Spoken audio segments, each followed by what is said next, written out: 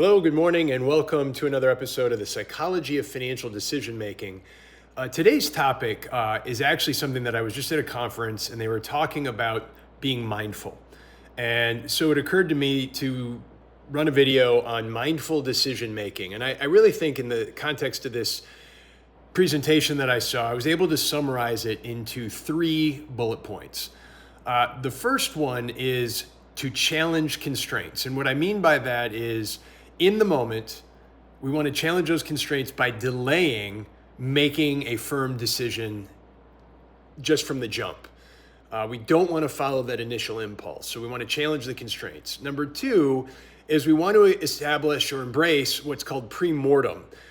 You can Google that, but basically it's just thinking about what could go up or could go down, what could go well, what could go poorly in that moment by making that decision. And so it forces us to think through that decision for a bit longer before making it. And then finally is to look deeply at the details. I think a lot of times we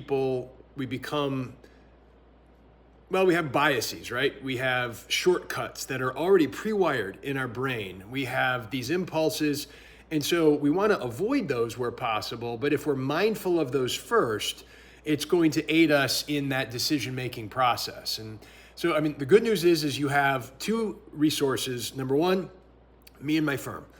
We are always happy to provide perspective, provide context.